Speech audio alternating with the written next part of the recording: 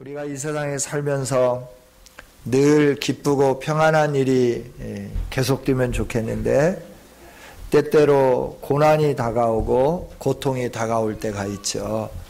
이 고난과 고통이 다가올 때마다 우리의 마음속에는 왜 나만 겪는 고난인가 이렇게 생각을 해요. 다른 사람들은 다 잘 살고 잘 되고 다른 사람들은 다 형통한데 왜 나에게만 이 고난이 오고 왜 나에게만 이런 힘듦이 있는가. 그래서 굉장히 힘들고 어렵고 또 고통스럽고 좌절되고 낙심되고 이럴 때가 많이 있다 하는 거죠. 여러분은 일생을 지금까지 살아오면서 어떤 고난을 겪으셨습니까?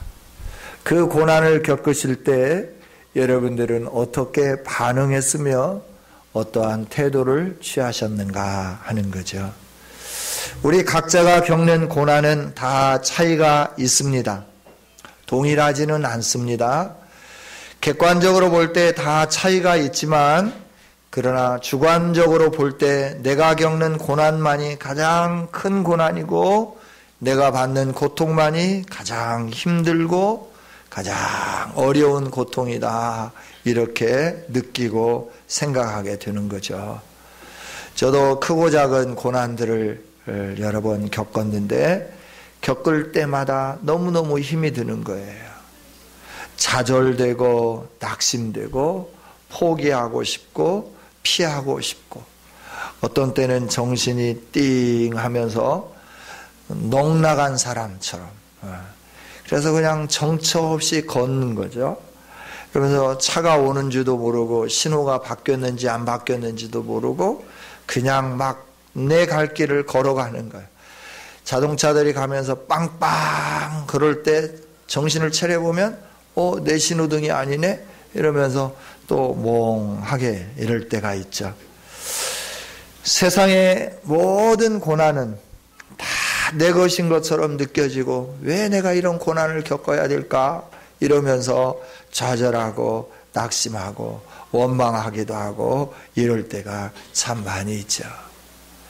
우리 모두가 다 이 고통과 고난을 겪는데 우리 그리스도인들은 고통과 고난을 겪을 때 어떠해야 되는가 하는 것을 하나님이 샘플을 통하여서 우리에게 말씀을 해주시는 것이죠.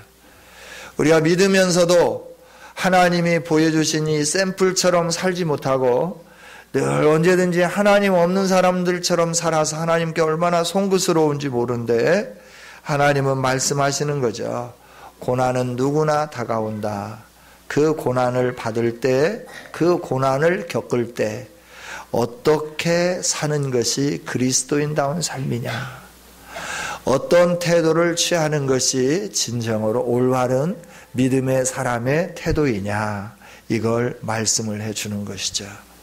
고난, 이 고난이라고 하는 단어를 살펴보면 고난을 쉽게 표현하면 다르게 표현하면 시험이라고 말할 수 있어요. 시험.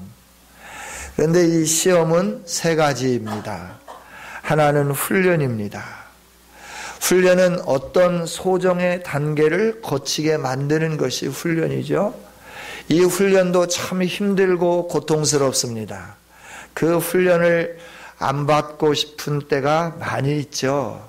제가 군대 생활할 때 처음에 논산훈련소에 갔는데 1월 초에 갔습니다. 눈발이 휘날리는 날 머리를 빡빡 깎고 역전에서 모여서 기차를 타는데 기차를 탈 때까지는 우리를 인도하는 사람들이 천사들 같았어요. 근데 기차를 딱 타고 나니까 커튼을 다 내리라고 하고 그 다음부터는 그들이 악마로 바뀌어지는 거예요. 너희들은 사제의 때가 많이 묻었다. 사제의 때를 지금부터 벗기겠다. 이러면서 겁을 막 주면서 얼마나 그랬는지 몰라요. 그래서 연무대에서 이틀을 자고 그 다음에 이제 장정에서 훈련병으로 논산훈련소에 입소를 했는데 그 훈련이 너무나 고된 거예요. 아침에 8시부터 일과를 시작해서 저녁 5시까지 그리고 저녁 식사 후에는 뭐 암기해야 할 것이 그렇게 많은지 군인 수칙, 전투 수칙, 군가 할 것 없이 그걸 다 외워야 되는 거죠. 그 머리가 좀 돌아가면 괜찮은데 아무리 외워도 안 외워지는 사람은 잠을 재우지 않는 거예요. 잠을 자지 않고 그 다음날 또 훈련에 임해야 되니까 얼마나 힘듭니까? 그래서 이 훈련을 이렇게 피해야 해서 도망간 동기가 하나 있었어요. 훈련도 힘들어요. 어려워요. 그러나 이 훈련을 잘 통과하고 소정의 단계를 마치면 합격이라고 하는 영광을 누리게 되는 거예요. 고3생들이 열심히 지금 공부하는 것도 훈련입니다. 이 훈련을 잘 받고 난 다음에 또 그 훈련이 끝나고 난 다음에 훈련에 대한 테스트, 시험, 그 시험을 통과하고 나면 영광이 주어지게 되는 것이죠. 시험이라고 하는 것이 또 하나는 이렇게 시험입니다. 말 그대로 시험.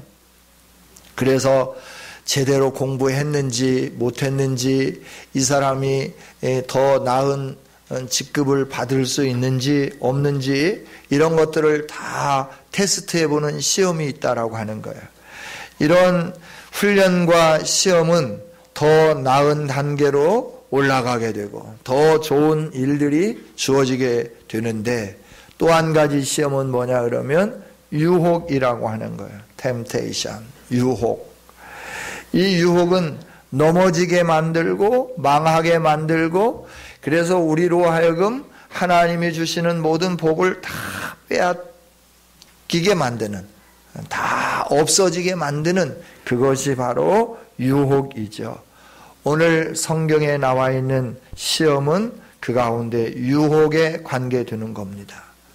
이 유혹에 관계되어서 넘어지게 하고 망하게 하고 하나님을 원망하게 하고 하나님 앞에 불평하게 하려고 사단이 이렇게 유혹을 했는데, 그 유혹을 받은 사람이 그 유혹에서부터 승리하고 하나님께 영광 돌리고 하나님의 기쁨이 되었다 하는 것을 우리가 성경을 통해서 읽어봤죠.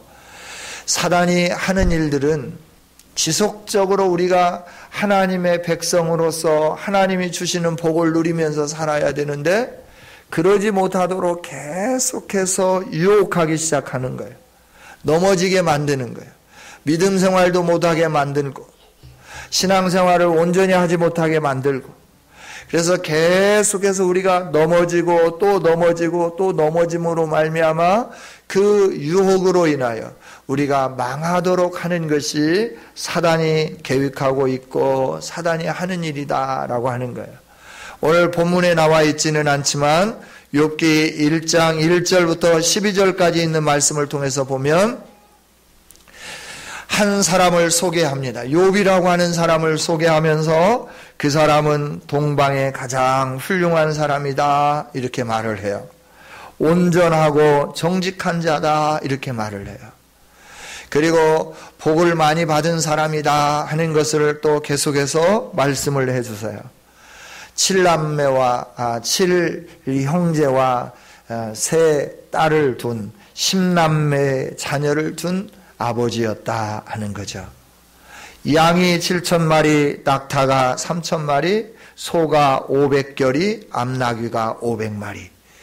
그 동물들을 치고 또 집에서 살림하고 농사일을 하는 사람들이 수없이 많은, 종도 아주 많이 거느린, 종도 많고 재산도 많고 온전하고 정직하고 자녀들도 많이 두고 가장 훌륭한 한 사람인데, 하나님은 이 사람을 사랑하는 거예요.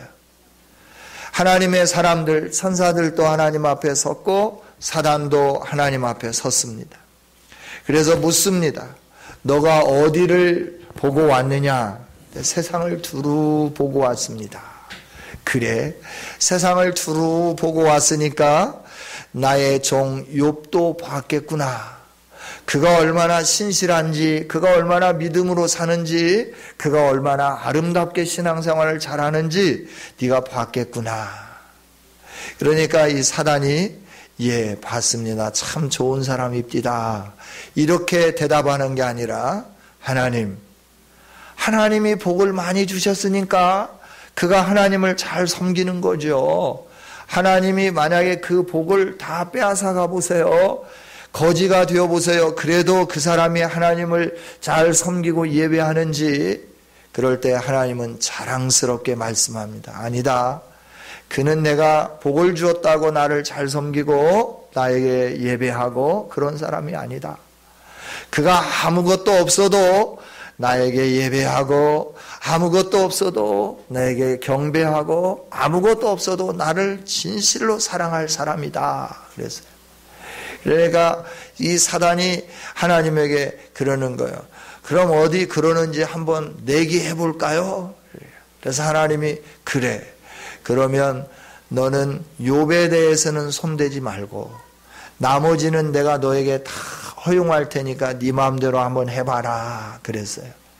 그러니까 사단이 좋다고 나가면서 하나님의 코를 내가 납작하게 만들어야지, 재산이 없어지고 도둑이 와서 모든 걸 다 가져가고 불태우고 자녀들이 다 없어져도 정말 하나님을 사랑하는지, 하나님을 경배하는지, 하나님 앞에 예배하는지 내가 한번 볼 거다. 하나님의 코를 납작하게 해야지. 그러면서 욥의 자녀들이 욥의 큰아들 집에서 함께 음식을 먹고 즐거워할 때, 그때 갑자기 이제 욥에게 어려움이 다가오기 시작하는 거예요.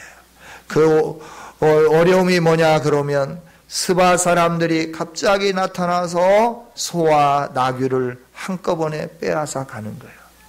소는 밭을 갈고 나귀들은 풀을 먹고 있는데 갑자기 스바 사람들이 와서 그 모든 소와 나귀들을 다 빼앗아 가고 그 소와 나귀를 치는 종들을 다 죽였는데 겨우 한 사람만 목숨을 살아서, 목숨이 붙어서 욥에게 달려와서 주인님 큰일 났어요. 주인님, 스바 사람들이 와서 소와 나귀를 다 가져가 버렸어요. 종들도 다 죽여버렸어요. 겨우 저 하나만 살아서 주인님께 와서 보고합니다. 이 스바 사람들은 남방에 있는 사람들이에요. 그러니까 남방이라고 말을 하면 우리가 잘 이해가 안 될 수 있어요. 이스라엘이 있는 그 남방, 그러니까 이란 쪽으로 해서 홍해에 붙어 있는 그쪽에 있는 사람들이에요. 이 스바 사람들은 어떤 사람들이냐 그러면 원래부터 포악한 사람들이에요. 그래서 남의 것을 이렇게 강탈해가는, 힘으로 강탈해가는 사람이었어요. 그러나 그동안에는 이 스바 사람들이 욥의 재산에 대해서는 전혀 손대지 않았는데, 이 사단이라고 하는 것이 스바 사람의 마음을 막 요동시켜 가지고 욥의 재산을 다 빼앗아 가버린 거예요. 또 그렇게 막 한 종이 소와 이 나귀가 다 없어졌다고 고백하고 그 말이 끝나기도 전에 한 종이 또 막 뛰어와서 주인님 큰일 났습니다. 하늘에서 불이 내려서 가지고 양과 종들을 다 불살라 버렸습니다. 근데 겨우 저만 그 불 가운데서 구원받아서 주인님께 보고합니다. 이 보고가 막 끝나기도 전에 또 종 하나가 막 달려오는 거예요. 달려와서 주인님 큰일 났습니다. 갈대아 사람들이 새 무리로 달려들어서 낙타를 빼앗아가고 칼로 종들을 다 죽여버렸습니다. 저만 난 살아남았습니다. 말이 끝나기도 전에 한 사람이 막 뛰어오는 거예요. 큰아들의 집에서 아마 수종드는 종이었던 것 같아요. 막 달려오면서 주인님, 이 일이 어쩌면 좋아요. 갑자기 광야에서부터, 거친 들에서부터 큰 바람이 불어오더니 집에 그 기둥 4개를 확 뒤집어 엎어가지고 지붕이 그냥 그대로 주저앉아서 큰아들 집에서 함께 잔치하던 10명의 자녀들이 다 죽어버렸습니다. 어쩌면 좋아요. 여러분 같으면 이런 상황을 겪을 때 어떻게 반응할까요?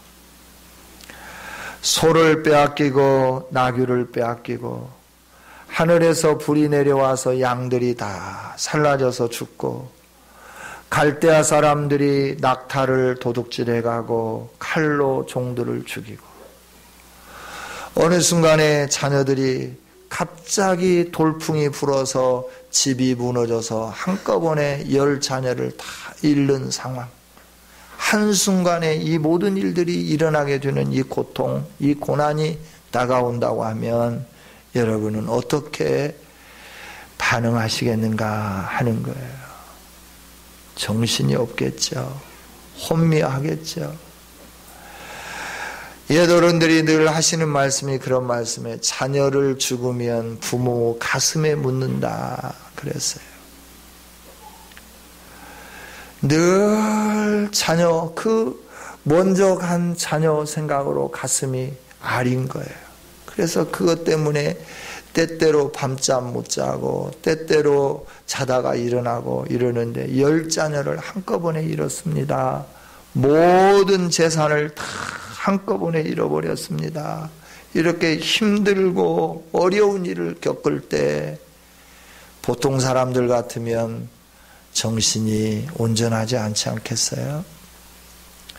그리고 원망하기 시작하지 않겠어요? 또 하나님을 믿는 우리라 할지라도 이렇게 말하지 않겠어요? 하나님, 내가 뭘 잘못했습니까?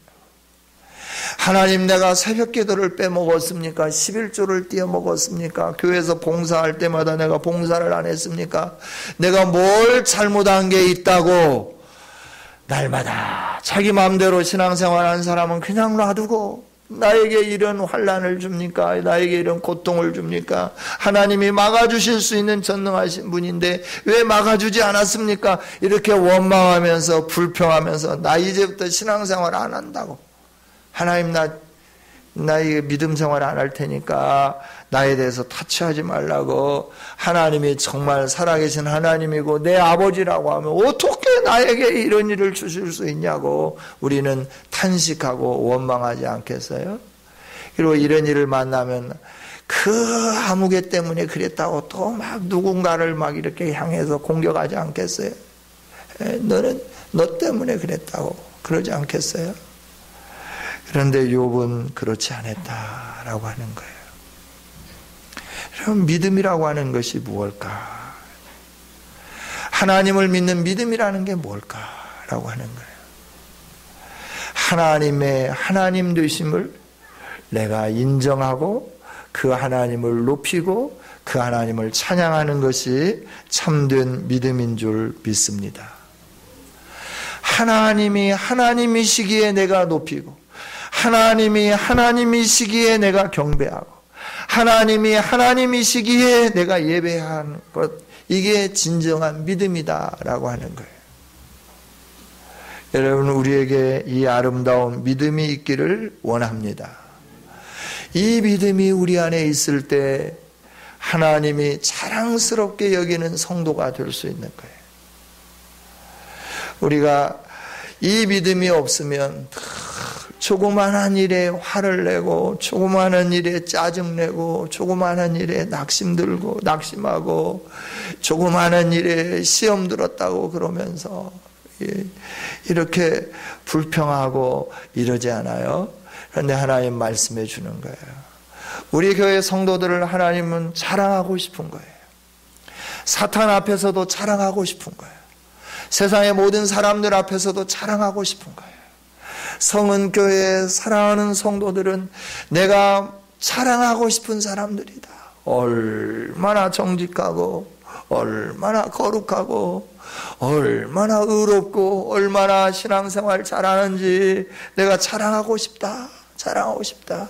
하나님은 오늘도 우리를 향하여 가지고 있는 마음은 온 세계 열방에 우리를 참소하고 우리를 유혹하고 우리를 망하게 만들고 우리를 넘어지게 만드는 사탄에게까지라도 내가 자랑하고 싶은 성도들이다. 이렇게 하나님이 말씀하고 계시는 줄 믿습니다. 그 하나님이 자랑하고 싶은 성도들이 될 수 있도록 오늘 우리들이 믿음이 성숙했으면 좋겠어요. 우리의 믿음이 날마다 자라갔으면 좋겠다 생각이 드는 거예요. 여러분, 여기 보면 스바 사람들이 왔고 하늘에서 불이 내리고 갈대아 사람이 왔고 갑자기 돌풍이 불어서 이 일들이 일어난 것처럼 여겨지잖아요. 그러면 스바 사람에 대해서 어떤 마음을 가질까요? 스바 사람이 와서 소와 나귀를 빼앗아 갔다 하는 소리를 들었을 때 욥의 마음에 어떤 생각이 들 것 같아요? 일반적으로 우리 같으면 어떤 생각이 들 것 같아요? 이 왼수 내가 반드시 갚을 거다. 너희들은 이제 나한테 다 죽었어. 이런 마음을 갖지 않겠어요? 그러면서 스바 사람의 스자만 나오면 어떻게 할까요? 일을 가는 거예요. 이 원수 때문에 내가 내 양이 내 소가 내 나귀가 없어졌다고 그러면서 아주 일을 막 갈 거예요. 우리는 누구 때문에 어떤 손해가 오고 누구 때문에 어떤 고통이 오고 누구 때문에 뭔가 속상한 일이 있으면 너 때문이다 라고 하면서 우리는 막 그 사람을 향해서 이렇게 막 그렇게 해요. 그러나 오늘 우리가 생각해야 할 거는 스바 사람도 하늘에서 불도 갈대아 사람도 갑자기 광야에서 돌풍을 일으키는 것도 그래서 모든 재산을 빼앗아가고 자녀들을 죽게 만드는 것도 누가 했냐? 우리로 하여금 하나님의 사랑에서부터 멀어지게 만드는 사단이 하고 있는 장난이다라고 하는 거예요. 그래서 저와 여러분이 싸워야 할 것은 사람과 싸우는 게 아니에요. 성경을 통하여 하나님이 계속해서 말씀해 주시는 것은 우리의 싸움은 혈과 육에 속한 것이 아니다고 말씀을 해 주는 거예요.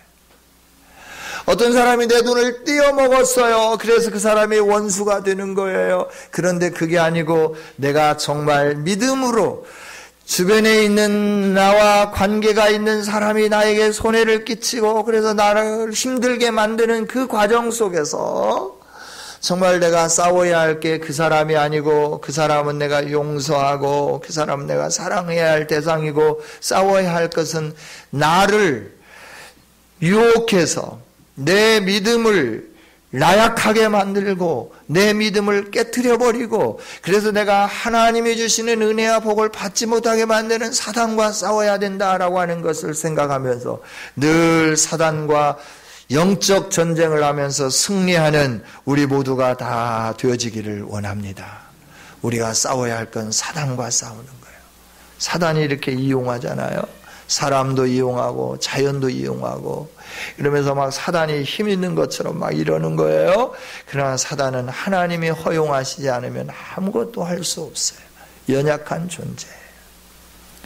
여러분 어떤 고난이 오고 어떤 고통이 오고 어떤 원인 때문에 여러분에게 힘듦이 있다 할 때 여러분들은 그 사람에 대해서 원망하고 그 사람들에 대해서 원수로 생각하지 마시고 그들을 위해서 축복하고 그들을 위해서 기도하고 그들을 더 사랑할 수 있는 하나님의 사람들이 되어지기를 원합니다. 이게 믿음입니다. 이것이 그리스도인의 삶입니다. 정말 어렵습니다. 그런데 참 어려워요. 너무너무 어려워요. 정말 어려워요. 제가 해봐도 어려워요. 사랑할 수가 없어요.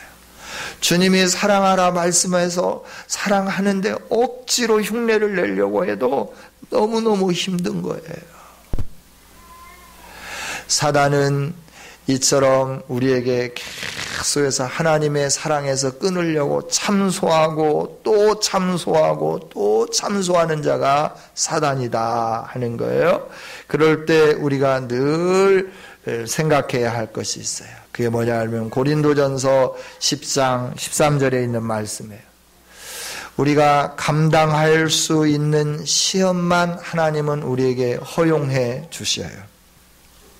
그리고 하나님은 우리가 감당치 못할 시험을 당하도록 허용하시지 않습니다. 그러니까 내가 겪는 이 고통은 내가 이길 수 있는 거기 때문에 하나님이 허용해 주셨다라고 하는 거예요. 그래서 그 이길 수 있는 영적 싸움, 이길 수 있는 시험, 이길 수 있는 훈련, 이걸 잘 통과할 수 있는 우리 모두가 되기를 원합니다. 시험 당할 때쯤 되어서 우리가 감당할 수 없는 시험이다 그러면 어떻게 하냐면 피할 길을 내주시는 분이 우리의 하나님이신 줄 믿습니다. 하나님은 그래서 우리가 이길 수 있는 것만 허락하시는 거예요. 왜 나만 겪는 고난이냐고 원망하지 마세요. 그런 찬양 있잖아요. 왜 나만 겪는 고난이냐고 원망할 때가 너무나 많은데, 하나님은 그게 내가 이길 수 있고 내가 그걸 통과할 수 있고 내가 그 유혹을 견딜 수 있기 때문에 그걸 나에게 주신 거예요. 그럼 왜 그걸 주셨느냐? 그러면 풀무로 은을 단련하듯이 우리를 단련하여서 정금처럼 나오게 하기 위해서 이런 시험들, 시련들을 허용해 주신 줄 믿습니다. 하나님은 우리를 정금처럼 나오게 하기를 원하는 거예요. 순수한 믿음의 사람으로 모든 사람들이 우러러 볼 수 있도록, 천사들도 흠모할 수 있도록 우리를 아름답게 세우기 위해서 때때로 이런 시험을 주시는 거예요. 그래서 연단을 하는 거예요. 강하게 만드는 거예요. 그래서 우리가 순수해지기 시작하는 거예요. 우리가 더 거룩해지기 시작하는 거예요. 더 온전해지기 시작하는 거예요. 성경에 보면 이런 시련을 겪은 사람들이 많이 있습니다. 그러나 이 시련에 성공한 사람들은 하나님의 복을 누리고 높임을 받고 이름이 좋은 귀 여김을 받지만, 이 시험에 진 사람들은 실패자가 되고 낙오자가 되고 계속해서 성경에 나올 때마다 좋지 않은 인물로 이름이 회자되어져 가는 거예요. 역사가 계속 진행되어도 그러는 거예요.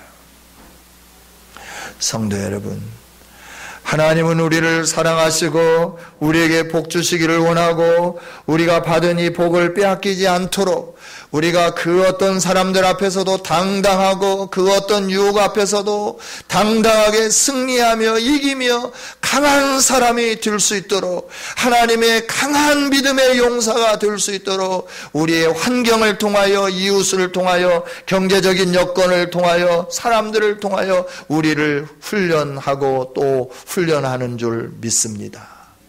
그 훈련을 같이 통과하는 우리 모두가 되기를 원합니다.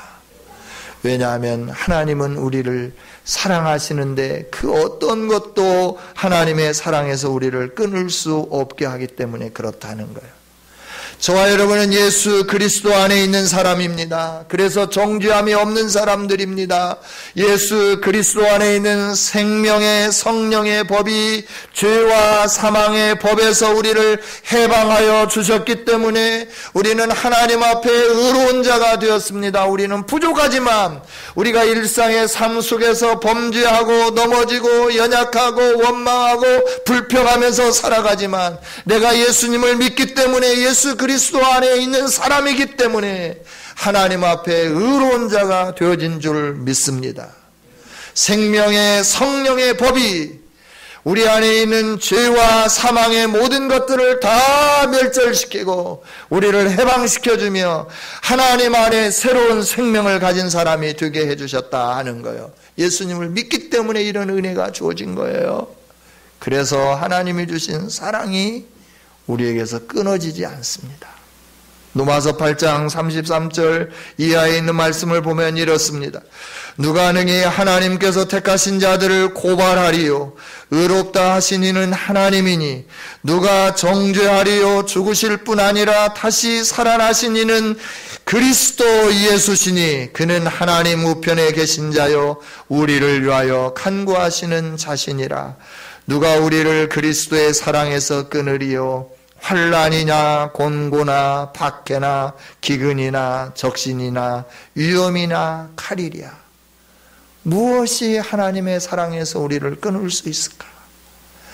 아무 것으로도 하나님의 사랑에서 끊을 수 없기 때문에 사단은 계속해서 우리에게 고난과 고통을 주면서 참소하면서 우리로 하여금 그 유혹에 넘어져서 하나님의 사랑 밖으로 나가도록 계속 우리를 유혹해 가는 거예요. 이 유혹에서 저와 여러분이 지지 않고 승리하는 승리자들이 되어지기를 원합니다. 하나님은 분명히 우리와 함께 해 주십니다. 우리를 일으켜 세워 주실 줄 믿습니다. 승리할 수 있도록 성령의 능력을 덧입혀 주실 줄 믿습니다. 우리가 하나님을 믿는 믿음으로 반응하기 시작하면 하나님은 우리에게 그 은혜를 주신다라고 하는 거예요. 욥이 그랬습니다. 욥은 이 환난 속에서, 이 어려움 속에서 어떻게 했느냐 그러면 자기의 슬픔을 표했습니다. 그냥 덤덤하게 하나님 이런 게 아니에요. 겉옷을 찢고 머리를 밀었다라고 하는 것은 자기가 당하고 있는 이 고난에 대해서 슬픔을 그대로 표현해내는 거예요. 너무너무 고통스럽다. 너무나 슬프다.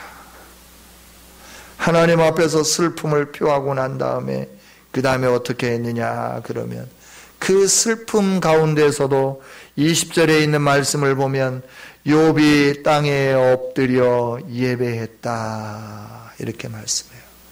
여러분 이 상황에 예배가 됩니까? 여러분 이 순간에 어떻게 하나님을 찬양할 수 있겠습니까? 원망이 먼저 나오지 않겠습니까? 탄식이 먼저 나오지 않겠습니까? 불평이 먼저 나오지 않겠습니까? 그러나 믿음의 사람이었던 욥은 하나님 앞에 엎드려서 경배하며 예배했다라고 말씀해요.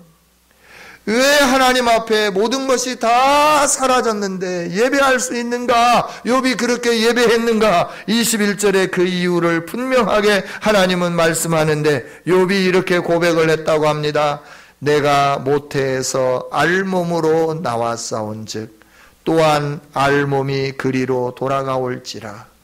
주시니도 여호와시오 거두시니도 여호와시오니 여호와의 이름이 찬송을 받으실지니이다. 그래서 욥이 하나님께 엎드려서 경배하며 예배했다 이렇게 말씀하는 거예요. 성도 여러분, 우리의 인생이 누구의 것입니까? 우리가 사는 것이 누구로 인하여 살고 있습니까? 오늘 우리가 이 세상에 태어날 때 뭔가 가지고 나온 사람은 아무도 없습니다.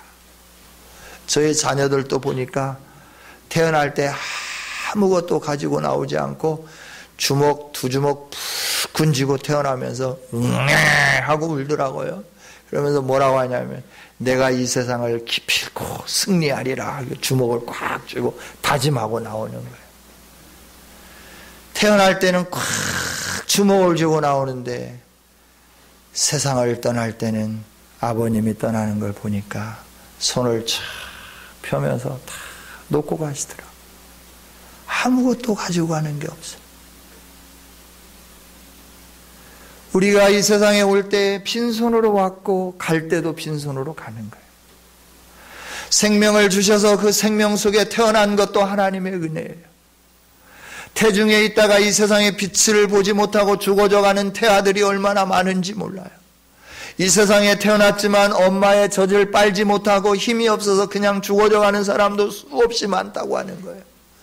태어나서 성장하다가 제대로 성장하지 못하고 죽어져 가는 사람도 너무너무 많다고 하는 겁니다. 그러나 오늘 우리가 건강하게 성장했습니다. 건강한 모습으로 오늘에 이르렀습니다. 가정이 있습니다. 자녀가 있습니다. 하루 먹고 살 수 있습니다.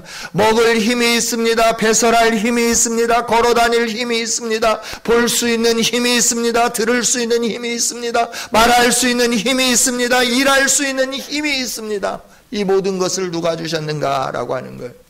하나님이 주신 줄 믿습니다.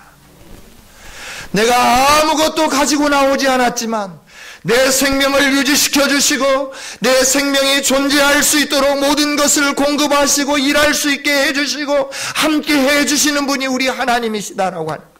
따라서 우리는 늘 청지기의 심령으로 사는 아름다운 성도들이 되기를 원합니다. 나는 청지기입니다. 하나님이 주셔서 내가 가진 겁니다. 하나님이 사용하게 하신 것을 사용하는 겁니다. 하나님이 많이 주셔서 많이 쓸 수 있습니다. 적게 주시면 적게 쓰면 되는 겁니다. 그것 때문에 원망하지 마세요. 그것 때문에 불평하지 마세요. 하나님이 나에게 생명을 주시고 하나님이 나에게 영원한 생명을 주시고 예수님을 믿게 해주시고 그 예수님 믿는 믿음으로 천국이 내 것이 되었는데 이 세상에서 잠깐 나그네로 사는 삶 속에 힘들고 어려움이 있을지라도 우리는 오직 나에게 모든 것을 주신 분은 하나님이십니다. 하나님이 주권자입니다. 하나님의 뜻이 이루어지니 감사합니다. 언제든지 하나님께 감사하고 하나님께 영광 돌리고 힘들고 고통스러울수록 더 하나님 앞에 예배할 수 있는 우리 사랑하는 성도들이 되기를 원합니다. 성도 여러분, 다시 한번 말씀을 드립니다. 하나님은 우리가 자랑스러운 거예요. 여러분, 자녀들이 자랑스럽죠? 하나님은 우리가 자랑스러운 거예요. 어디다 내놓아도 자랑하고 싶은 거예요. 저도 우리 딸들이 얼마나 자랑스러운지요. 전국 동창회에 모여서 우리 딸은 이렇게 예쁘고 아름답다. 그래서 내가 사윗감을 구한다. 너희들 중에 너희 교회 안에 정말 멋있는 남성들만 소개해라. 우리 딸은 이렇게 멋지고 아름다운 딸이다.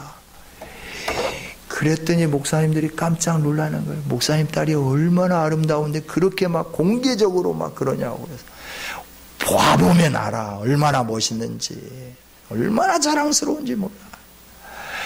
여러분, 고슴도치도 자기 자녀들이 사랑스럽잖아요. 하나님은 우리가 사랑스러운 거예요. 그래서 자랑하고 싶은 거예요.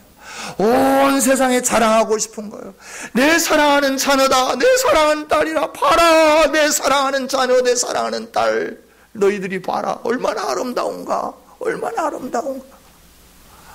자랑하고 싶은 그 하나님의 마음에 우리가 자랑스럽게 설 수 있도록 우리의 환경 속에 다가오는 조금의 고통과 어려움 때문에 낙심하지 마시고 그 하나님의 은혜를 힘입으며 그 하나님 앞에 어떤 상황에서든지 예배하며 당당하게 서가며 나는 내가 재산이 있든지 건강이 있든지 없든지 간에 하나님이 내 하나님임으로 감사하고 기뻐하노라 선포하는, 그래서 하나님께 영광 돌릴 수 있는 우리 광주 성은의 모든 식구들이 되어주시기를 주님의 이름으로 축원합니다. 하나님 감사합니다. 말씀을 주신 주님을 찬양합니다. 하나님, 정말 우리가 그렇게 자랑스러워서 자랑하고 싶어 하시는 아버지, 그러나 우리가 힘들고 어려울 때마다 좌절하고 낙심할 때가 많은데 주님, 육과 같은 믿음을 허락하여 주시옵소서. 하나님의 하나님됨을 늘 선포하고 외치고 나감으로 하나님이 자랑하고 싶은 자녀들로 이 세상에 우뚝 서게 하여 주시옵소서. 예수님 이름으로 기도하옵나이다. 아멘.